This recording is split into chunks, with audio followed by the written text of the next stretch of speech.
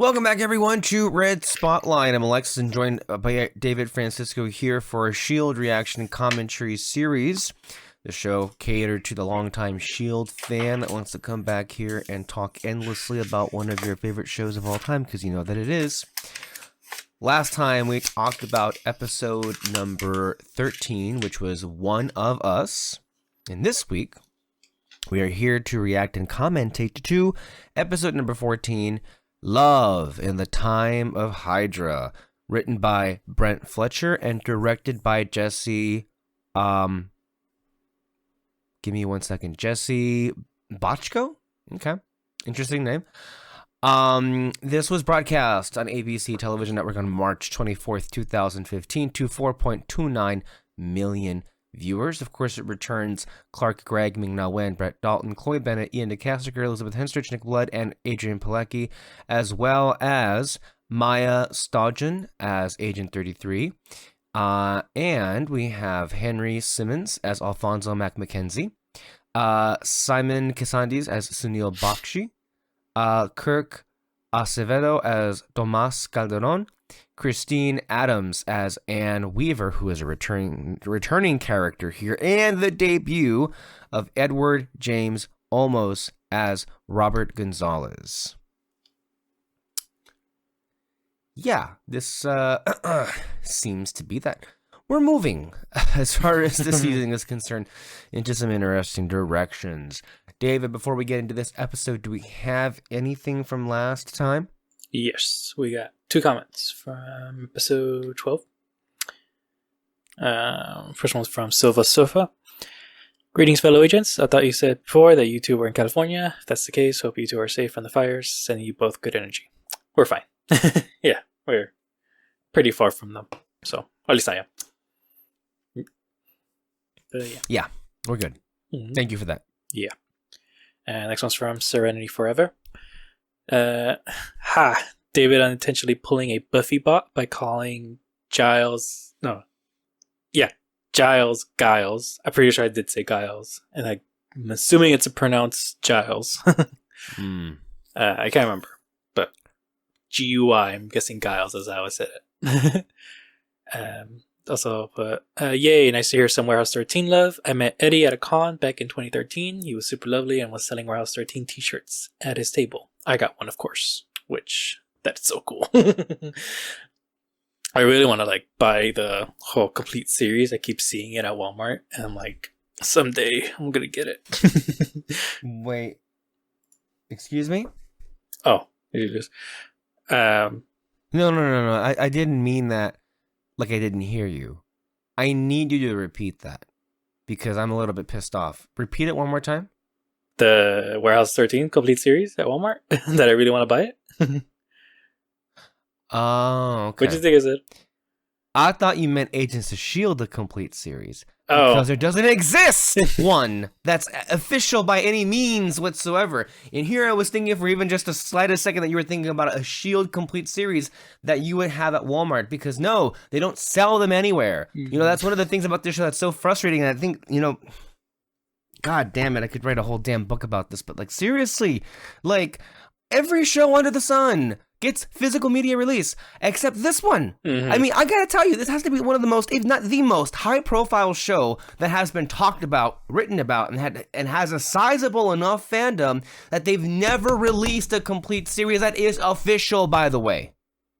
So, I'm sorry to explode on you, but that touched a nerve right there, and I was, for the slightest second, thinking that you were referring to a complete series of the show we're talking about, Agents of S.H.I.E.L.D., and that you had strolled past Walmart, and the whole time I was like, are you fucking kidding me?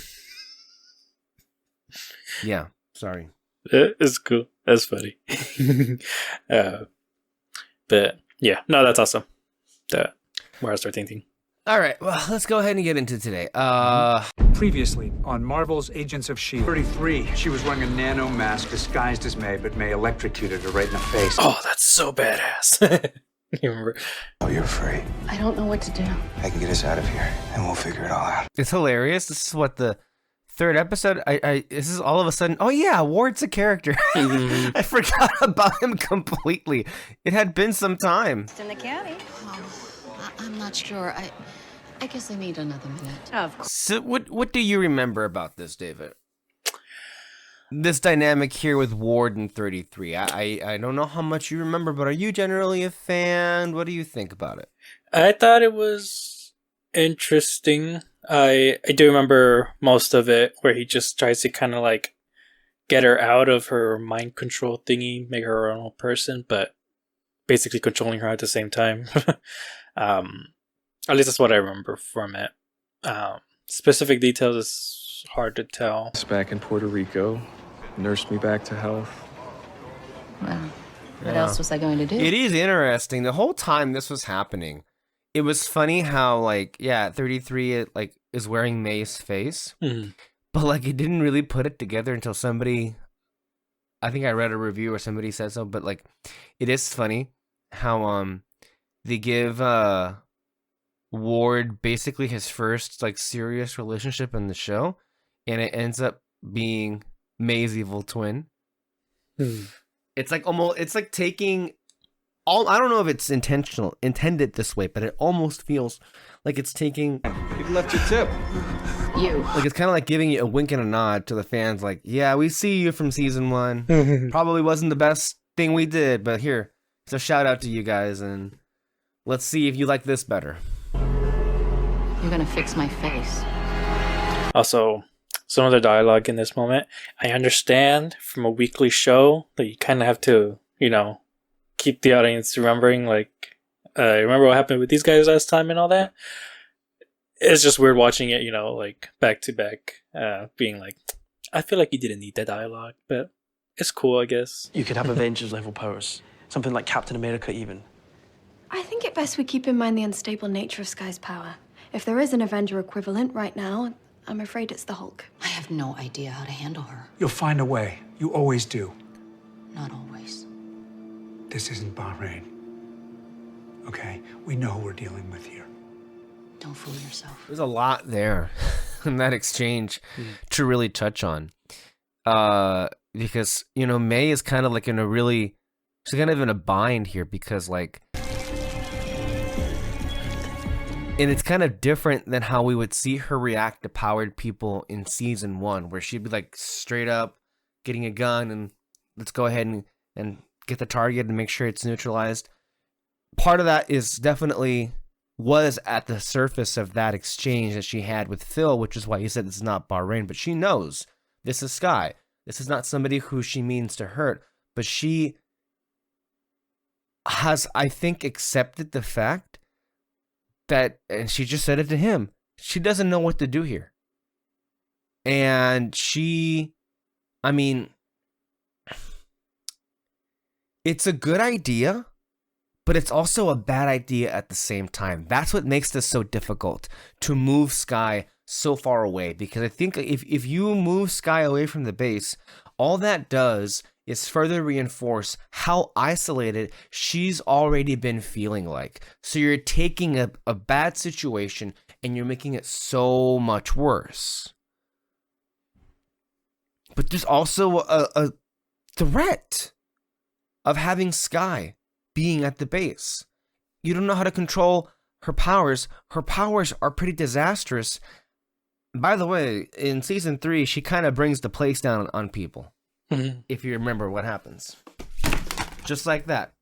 Couldn't have planned it out better myself. Or we just wait for the right time to reveal the truth. Yeah, he died. Another shield? Lower your voice, it'll all get worked out momentarily. Lower my voice? You must be joking. So where now? To see the wizard? Nice.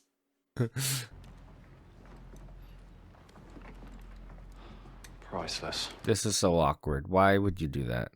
You bring him in handcuffs? Good to have you back on board. You must be Lance Hunter. And you must be crazy. Yeah, fuck that guy. We founded S.H.I.E.L.D., the real S.H.I.E.L.D., on the belief that leadership should operate with transparency and not from the shadows. Nick Fury simply kept too many secrets. This is rubbish. Maybe you've drunk the conspiracy Kool-Aid, but there's not a chance in hell Bobby would ever bow down to any of this. Again, just very awkward. Like, you could not have made the timing more awkward. And then everyone's just like, and then of course that asshole's just smiling. No. I know Coulson. He was a good agent. At least he was before Fury injected him with alien DNA.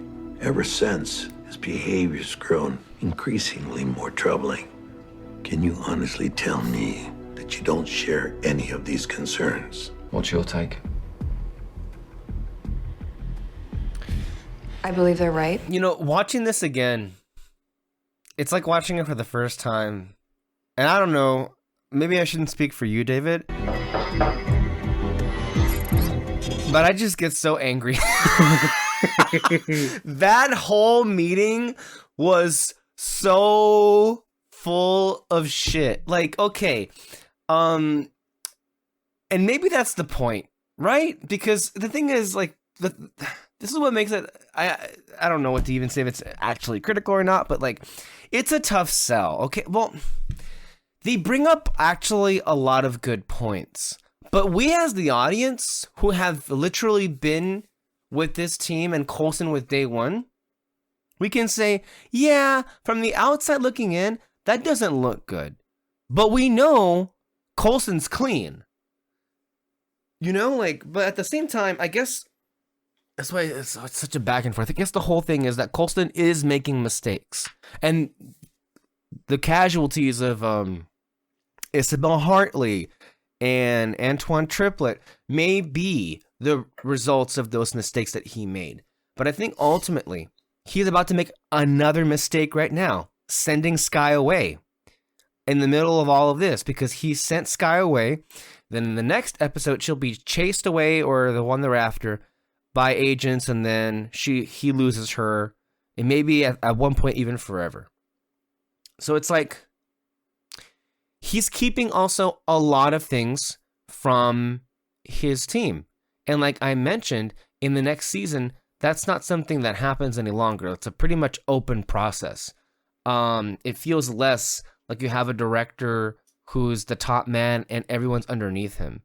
I think the main thing with this real Shield situation is to remind Coulson that he needs to be his own leader and kind of bring things a little bit back to how they were in season 1. And I don't think there's anything wrong with how this was carried out.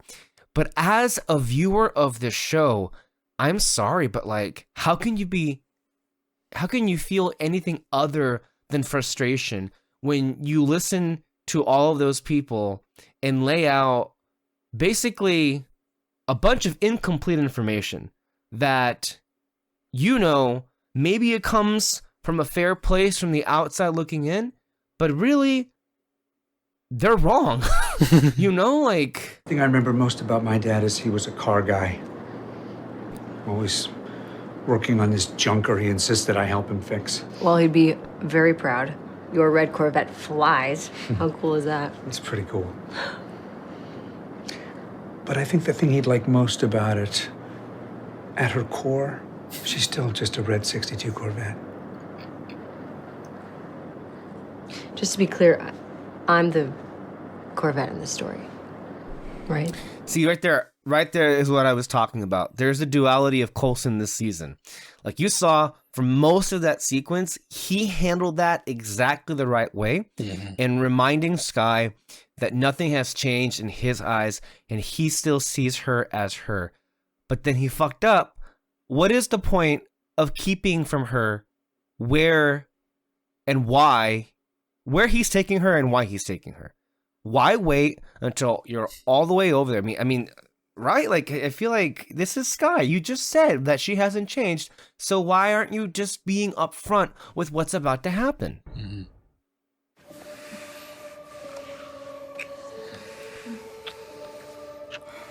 This is weird. Yeah. I mean, when Ward isn't feeling it, you know it's weird and bad. Looked at her. And you also picked me up from the floor after she shot me. Whatever I may have thought there was between me and Skye, she made it pretty clear the feeling wasn't mutual. That being said, he just said he isn't insane, but isn't it funny how it took her shooting him to finally get, she doesn't like me.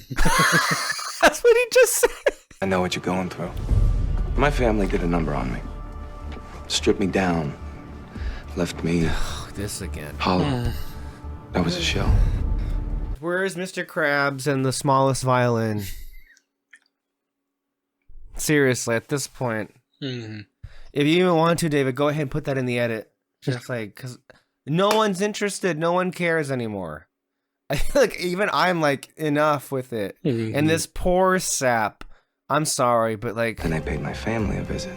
They were surprised to see me, but I think that eventually we were able to dig in, really express our feelings. By killing them and setting them on fire.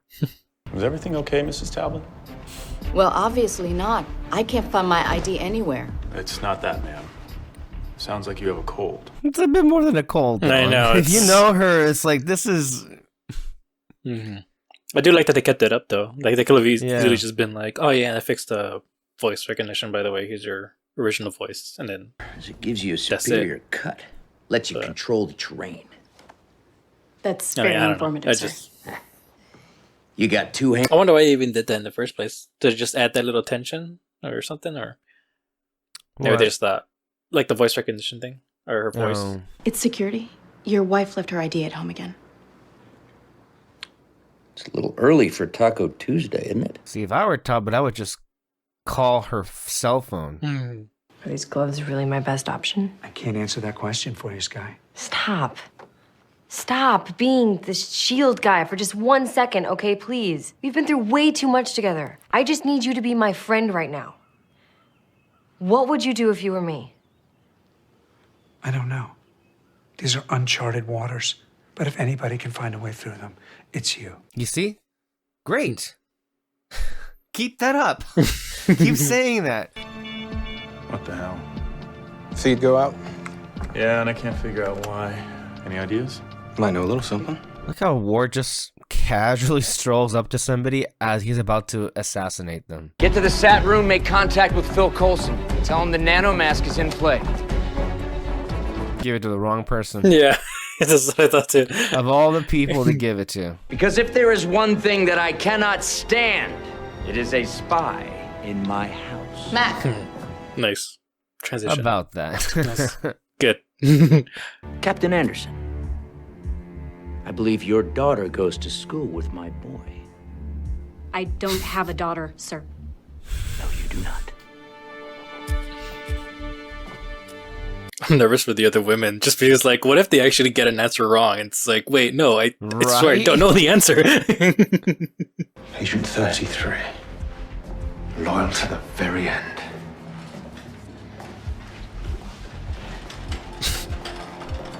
What are you doing here? Just lending a hand. He was so excited for a second. It's like, gosh darn it, never mind. Sir? Hi, honey. Stop right there! The guard wasn't at the front, so I just walked in. Get down!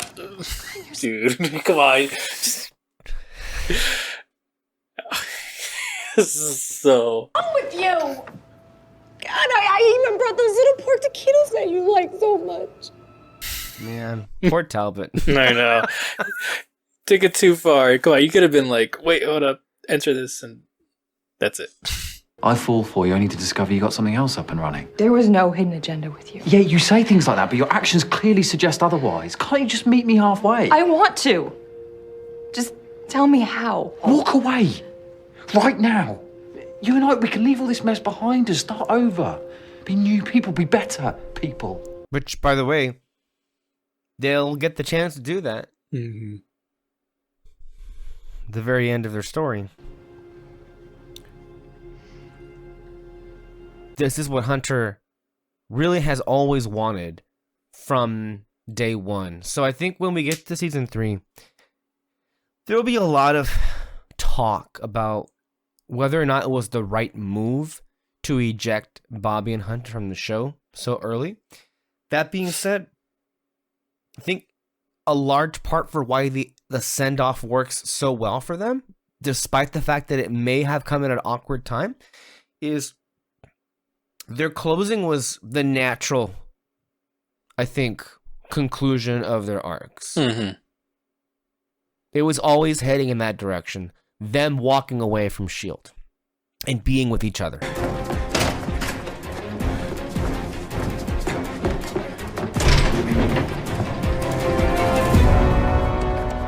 Bloody hell. I mean, at that point, just what are you gonna do? Yeah, for sure.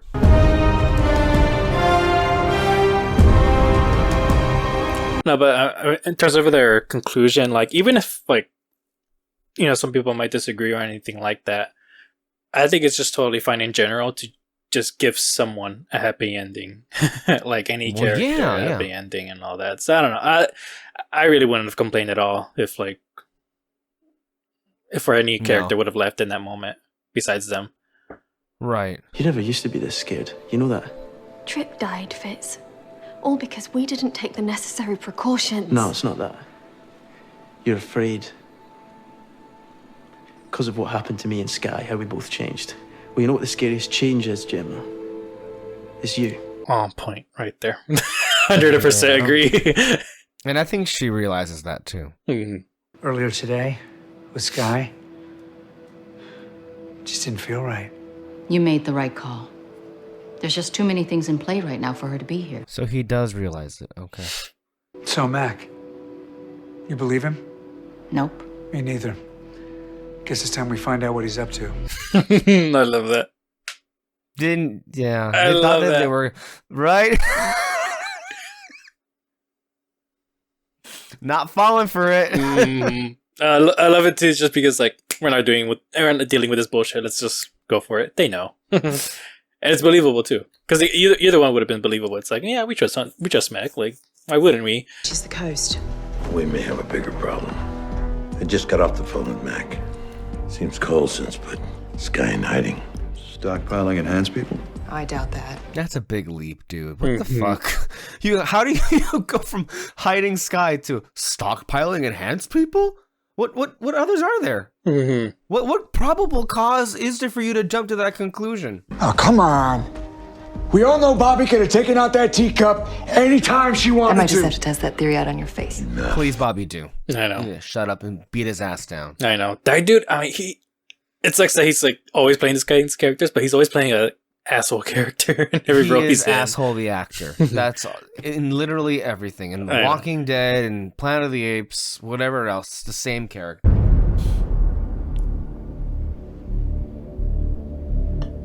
Dude, I don't know what happened. How is the episode over? Really? It's over. Yeah. It's ending. That's like, what happened? Nice to finally meet you. I'm Grant. Kira. It's almost touching, isn't it? I know.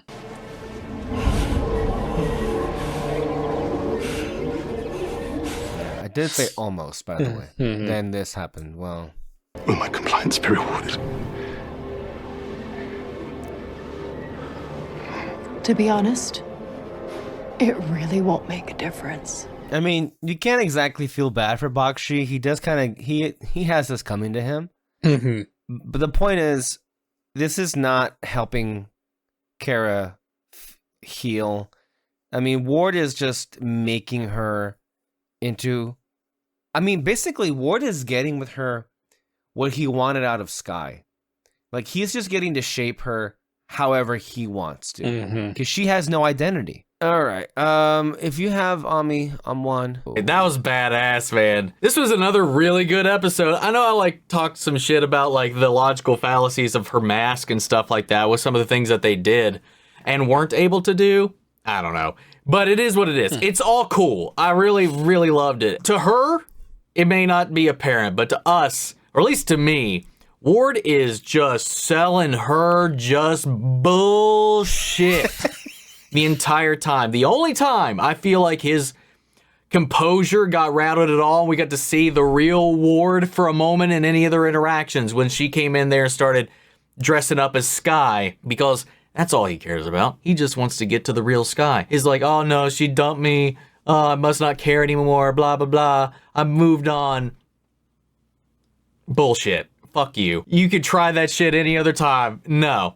Yeah, he's just manipulating the situation, but like she got under his skin when she continued to push. He dropped all of his attitude, suaveness, confidence. It just evaporated. But then he was able to twist the situation right back around, and he's got control over her, and he's just aiming her around. She's an asset to him now. You know, it's just Bakshi all over again, but without brainwashing. Well, it still kind of is, in a weird way, another type of brainwashing. Yeah. God, it's so nasty. Ward's one of those villains, man. You can't help but like enjoy when he's on screen, but he is so fucking gross the more he opens up sometimes, man. Good God. But this was a fun episode, all things considered. You know, like I said, I still have some hang-ups, some questions about the functionality of the mask and why they could or could not do certain things. But all in all, it made for some fun play. The infiltration into Talbot's base, retrieving the intel that they needed, and then you have the Sky stuff with Coulson trying to figure out how to help her, the disagreement on the team about how to help Sky with her situation, especially this further fissuring between Fitz and Simmons. I'm still Team Fitz in this side of things. Not that we need to be drawing any lines, but I personally heavily, if you can't tell, side with Fitz, because she's looking at Sky. The thing that bothers me is she hasn't asked Sky once, or at least if she has, I'm not remembering. Maybe I'm forcing it out of my memory. No one's asked Sky what she wants. She's like, I need to fix her. It's not like, well, this is who she is. She's not accepting this change. She's not accepting the reality of the situation. It's just like the same case when she couldn't face what had changed between her and Fitz, and when she left and then came back and still couldn't make it gel the way it used to. You know, she's struggling to deal with change, and the change she is dealing with, she's dealing in a very kind of, like Fitz said, kind of scary way. It's a hard thing to go through.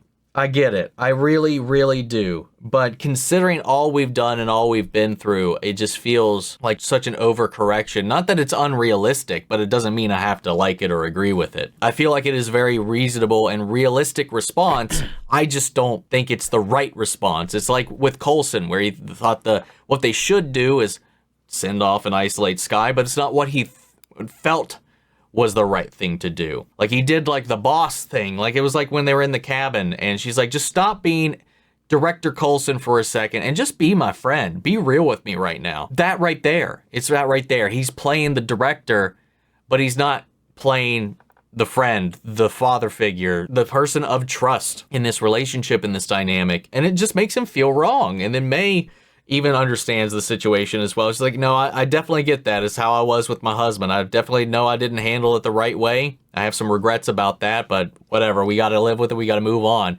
And that little thing with fucking Mac coming in, his bullshit did not get past May. I was wondering if he was on the edge. She was questioning him, and I thought maybe by the end of that conversation, maybe he had weaseled his way out of suspicion. But no. Gave her everything she needed because she's May. And yeah, so then Bobby and everybody is trying to get Hunter on board because he's obviously a wild card, but just by nature, he's not somebody they would typically trust anyway. So they're trying to handle that however they can. And he managed to get the fuck out of there because it was just, it's just like with Fitz and Simmons, man. I understand why they've made the decisions they've made, but it's just another one of those things where this is like Coulson's trying to do the right thing for the greater good, and then you got a bunch of bureaucrats just kind of not seeing the bigger picture and just, you know, trying to rein things back into the status quo without changing with the world and the world that they live in.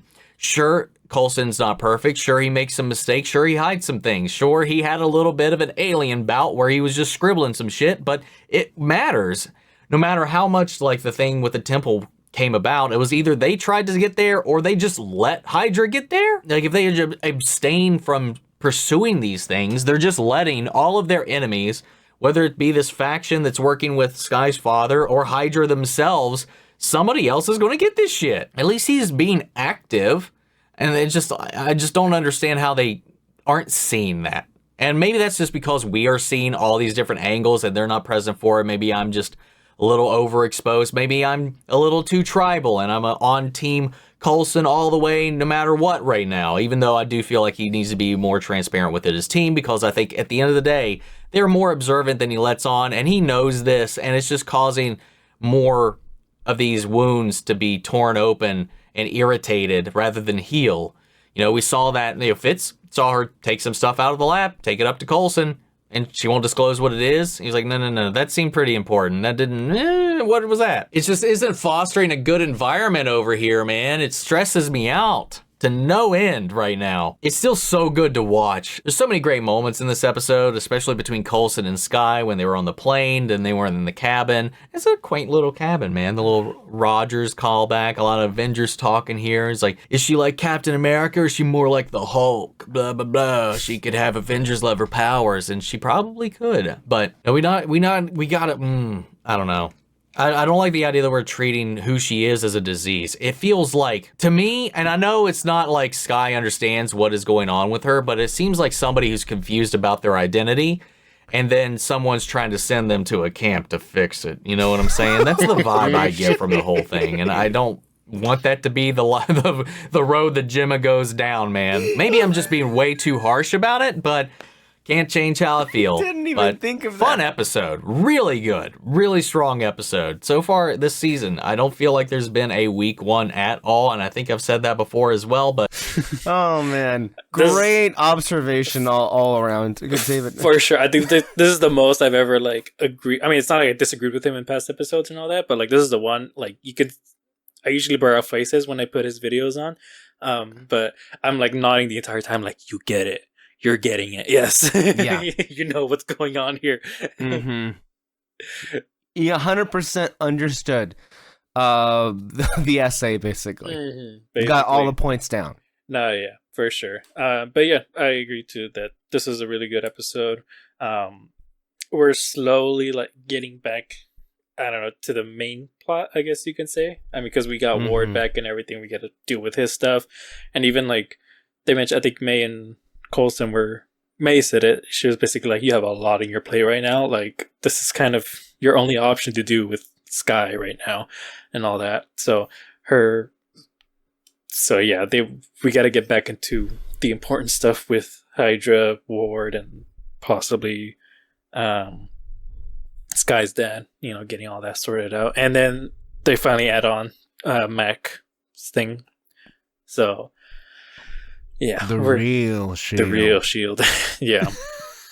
So yeah, no one saw that coming. No, yeah, it's like slowly but surely we're getting back to a main plot going on here. Because I mean, it's not like the last two episodes weren't part of the main plot or anything like that, but it was definitely like, okay, let's take a break from all the craziness that just happened.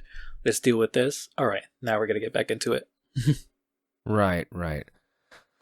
Let's see here. Eric Goldman, IGN. While this episode felt a bit like a transitionary one, there was some intriguing elements in play. As we found out more about other S.H.I.E.L.D. and also finally caught up with Ward and Agent 33. I'm enjoying the Ward 33 dynamic, especially because it's continuing the path of Grant Ward, charming, lying, murderous sociopath. Sure, he and 33 have their own criminal, Bonnie and Clyde thing going on, but he's still deceiving her, letting her think he reconciled with his family instead of, murdering them.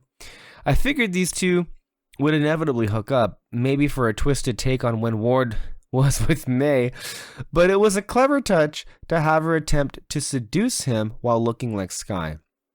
And while I'll miss Ming-Na Wen having fun playing two characters, not for long. It'll come back. LMD May. I like 33 returning to her true appearance, scars and all, as she attempts to regain her own identity. Their mission to break out Bakshi was fun, though things got a bit too wacky when it came to Talbot and his attempt to figure out the imposter. Edward James Olmos, rocking his Miami Vice mustache, made his debut this week as Robert Gonzalez, the head of the real S.H.I.E.L.D. Team Bobby and Mac have been working for. Learning that these guys not only think Coulson has lost his way, but that they never really liked Fury's methods either is an interesting turn of events. They also have a bigger and more impressive resources.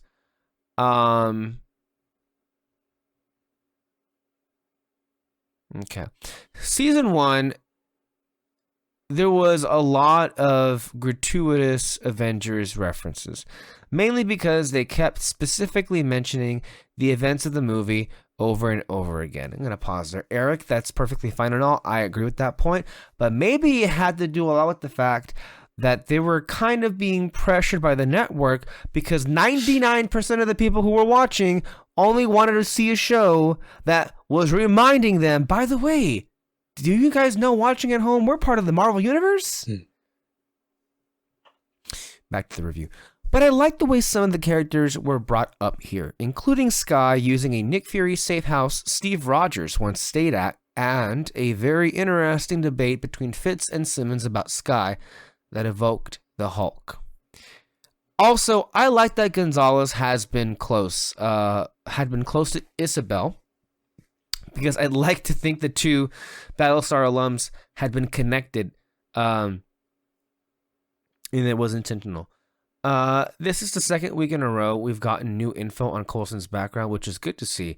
Hopefully this can continue for all the characters, including the newcomers this season. Yeah, Eric gave the episode 8 out of 10, called it great.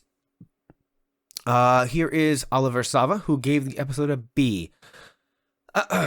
He says, so much is happening on Agents... Oliver Sava of the AV Club, I should say. So much is happening on Agents of S.H.I.E.L.D. that 3 episodes have passed since we last saw regular character Grant Ward, and his reappearance this week is far from the most pressing storyline in Love in the Time of Hydra. As Coulson and his team continue to fret about how to handle Skye's new powers, the real S.H.I.E.L.D. has entered the fray and is making its play against the rogue faction that is getting more dangerous with every passing day. Reyna, Cal, and Gordon are nowhere to be seen this week, and the Inhuman thread takes a backseat to the spy organization intrigue, which intensifies as Bobby and Mac start to lose a grip on their covers. It's a place-setting episode that is mostly focused on establishing the conflict that will explode next week, but it has some strong character moments, flashing out some old relationships and building up a new one for Ward and 33. The action begins with the 2 former Hydra agents sitting in a diner, chumming it up before pulling out their guns and abducting a man that can fix Agent 33's defective nano mask. The nano mask is writer Brent Fletcher's way of exploring Ward's different relationships with the main women in his life. Well, his life on this series at least. And before finally regaining her old face in the episode's final moments, 33 stands in for both May and Skye. His relationship with May represents his relationship with S.H.I.E.L.D., and the scar on May Agent 33's face is a visual indicator for how that relationship has been forever changed. While he had a sexual relationship with May, she didn't have his heart like Skye. And 33's Skye roleplay gets Ward to expose his feelings about the recent developments in his dysfunctional love life. He tells his partner that Skye made it pretty clear that she wants nothing to do with him when she shot him, and he's not insane, so he got the hint.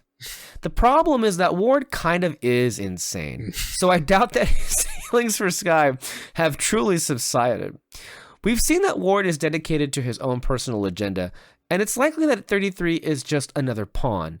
He sees someone vulnerable that could be a valuable ally, and he lures her into his web by helping her rediscover her strength and identity. He helps her break Sunil Bakshi out of prison. By the way, David, it is hilarious how excited he was, and then yeah. Oh man, it kind of reminds me of that reaction we did many years ago. You weren't on that, but you heard it. It's exactly like when we did a live reaction to the Rise of Skywalker trailer.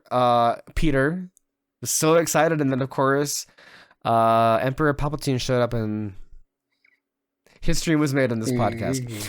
What the hell is that? No. Well, no.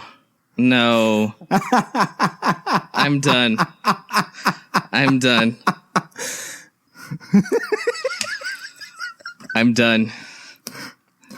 Your excitement level went from 10.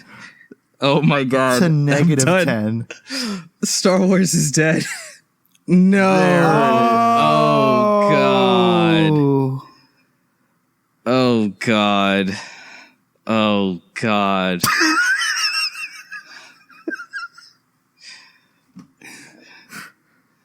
No. Oh God. We're watching this again. Let it roll. Well, yeah, let's watch it again. I can't. Oh, it ended. Okay. Okay. So that was the episode 9 panel. So I guess that was it. They didn't say anything after. No. Okay. Kyle, play the trailer again. We need to see that. We need to see it one more time. Oh my God. Oh my God. I don't know how I can go from like adoring everything to just the bottom falling right out under me, right at the fucking end. Like, holy shit. Holy shit. Oh my God. JJ fucking Abrams. Oh God. I can't keep saying it.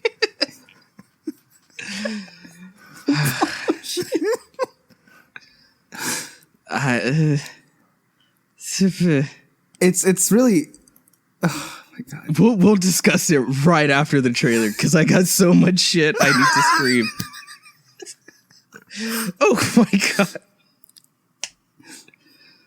See, I love this. How he's like, it's your guys' legend now. No, Like, this trailer is outstanding, except the one thing at the end, and I don't know how I feel. I don't know how I know how I feel about it, but holy shit. You know, Peter, maybe, when you're doing your predictions and all that shit, maybe you should just keep your mouth shut. Or maybe just go to Christian Harloff because he got it right again. And that makes me pissed off. Did he predict that they would bring back? Yeah. Oh God, I hate everything. After 33 has tortured the man that ruined her life, she's able to share her true name and face with Ward. Kara is falling in love, and the deeper she falls, the easier it is for Ward to manipulate her. Let's see. Kara and Ward are wild cards, and it's not clear how they fit into the larger narrative at the end of this episode. Their story is tangential, although having Skye and May's faces on Agent 33 makes it feel like Ward is interacting with the rest of the cast. It also gives Ming-Na Wen and Chloe Bennett the opportunity to play different characters, which is always fun on genre TV shows. While I'd rather see more time spent on the Inhumans, which are being very slowly teased, I appreciate that this show has grown to the point where it has these different subplots and side characters. That means that certain stories need a check-in every so often, and while Love in the Time of Hydra isn't as engaging as the last few episodes, it's still a solid primer on Ward that puts him on a new path, one that will inevitably intersect with Coulson by the end of the season. I want to stop this right here, and I want to just remind everybody, how far has Oliver Salva come on this show? Like, this is pretty generous of him. Like, yeah, he gave the episode a B, and that's fine and all, but, like, remember, there were, like, many weeks in a row where we were reading his reviews, and he was ripping this show to shreds. How far this should tell you, man, season 2 is really, really good. Oliver continues, while Hydra is responsible for getting this show on track after the aimless start of season 1, the Inhuman material is what has really helped this show take off in the second season. S.H.I.E.L.D. vs. Hydra is very much a traditional spy story dynamic, but the Inhuman plot pushes the series in a less conventional direction that leans into the fantastic elements of this superhero universe and makes everything a little weirder. Since coming back from hiatus, the show has emphasized the superhero aspect, but it shifts back into spy mode with the return of Ward and introduction of the real S.H.I.E.L.D. The show's sudden interest in S.H.I.E.L.D's index of enhanced beings is likely setting up next summer's Captain America Civil War, which is really interesting. I think a lot of the themes that S.H.I.E.L.D. explores in the first few seasons are very much in line with the Captain America movies, which will deal with the governments of the world passing an act designed to regulate all superhuman activity. There's been an increase in paranoia regarding the rise in superpowered individuals, and Robert Gonzalez thinks that S.H.I.E.L.D. should be containing that power rather than activating it like Coulson's group. Bobby and Mac have been leaking intel to Gonzalez while being under Coulson's employ. And by the end of the episode, they're ready to make their move against their old friends. The real S.H.I.E.L.D. plot moves very quickly, and the script could do a better job showing why Bobby in particular is so committed to I think you're going to see that next episode. That's what the next one is about. Gonzalez's cause. We've seen that Mac shares Gonzalez's viewpoint regarding the whole role of superhumans in society, but what about Bobby? It's possible that the writers want her to be a mystery, but if they are going to accelerate the narrative, they need to establish a framework that can support the speed. Next week's episode it's like amazing. So I think that next week's episode does so much. All right. Gonzalez's concerns are shared by Simmons, and I'm beginning to think that she's going to jump ship and side with Bobby when the two factions of S.H.I.E.L.D. collide next week. Simmons isn't comfortable with Coulson's tactics, wants to find ways to suppress superpowers, and owes her life to Bobby, who saved her from behind enemy lines. So if the real S.H.I.E.L.D. made an offer, that ended up being wrong. I don't think I agree with Oliver there. I think ultimately Simmons is very conflicted, and she's feeling too many things at the same time. She's mourning Trip. She feels betrayed by Fifth, and Sky to an extent, but she wants to help Sky a lot. But she's left very much. I think that last exchange that Fitz has with her kind of made her go like, "Oh shit," a little bit. Like if you go back to that scene, like she kind of is contemplating and trying to process what Fitz was trying to tell her, and I think it kind of like, because she legitimately is, I think, coming from a good place, and I believe her that she is trying to help Sky. I don't think she realizes the particular language that she's using isn't very helpful, even though she's trying to help is the problem here. At the same time, though, while Simmons may not be comfortable with, I guess, Coulson's policy on powered people, I don't know if she necessarily disagrees. She's just voiced that she would prefer, in extraordinary circumstances, lethal options because she does not know how to deal with these superpowers. I don't think it comes from an ideological difference in terms of approach. And I don't think at any point we've been given any indication that Simmons would abandon Coulson. Because don't forget, Coulson was the only person she was talking to like the whole time and Bobby came in at the very end. So I would not mistake the relationship that Simmons has with Bobby to the one that she has with Coulson. Coulson's daddy. Look, let's just be real about that. And she's not gonna let go of that. Taking Andrew's advice from last week, Coulson removes Sky from active duty and relocates her to one of Nick Fury's safe houses so she can heal and hopefully gain a better handle on her powers. Coulson and Sky's scenes together spotlight the strong bond Clark Gregg and Chloe Bennett have built over the course of the series. Bennett is becoming a lot more comfortable in Sky's skin now that her character's true identity is out in the open. And the father-daughter dynamic between Coulson and Sky is even stronger now that Bennett's performance has more depth. Coulson's speech about working on a 62 Corvette with his father as a child is a nice, soft moment between him and Sky. And there's a lot of compassion in Gregg's performance that directly contradicts the image of Coulson painted by Gonzalez. Coulson isn't stockpiling superhuman powers or weapons. He's trying to help one of his family members. But in the world of paranoia and fear that is S.H.I.E.L.D., it's easy to ignore that key difference if it means taking action and gaining power. Some stray observations before closing out this review. Ruth Negga was recently cast as Tulip in AMC's adaptation of the Vertigo comic Preacher, which is an unconventional choice for a character that is a blonde white woman in the comics. It's also a very exciting decision considering Negga's... You can tell this is dated.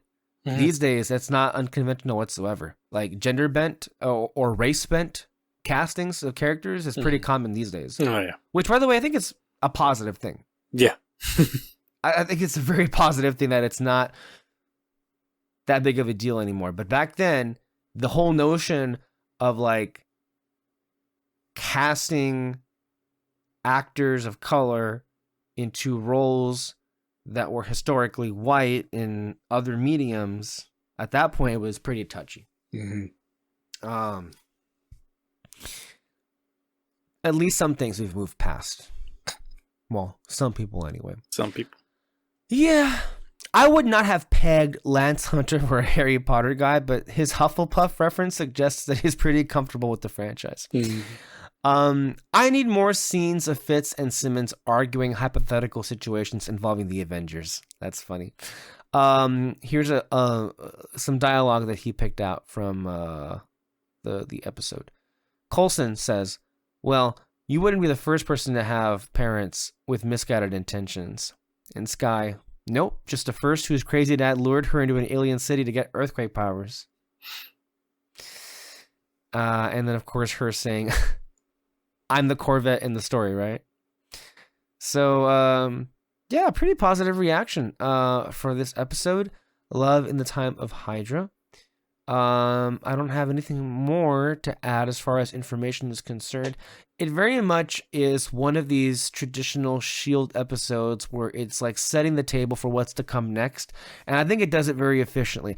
I don't think at any point any time is wasted. And by the end, like I was mentioning, I saw that there were 3 minutes left. And oh my God, I was telling you in real time, we're done with the episode already?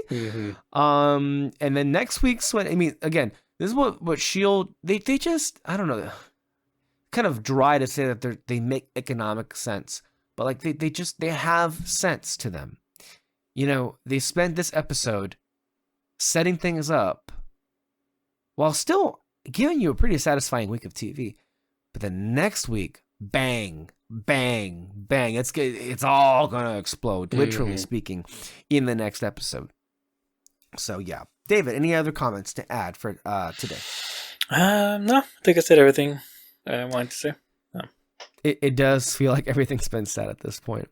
Thank you all for watching and listening. Stay tuned for more coverage of S.H.I.E.L.D. in the next whenever we come back. Stay under our spotlight for more. We'll see you next time, everybody. Bye. Bye.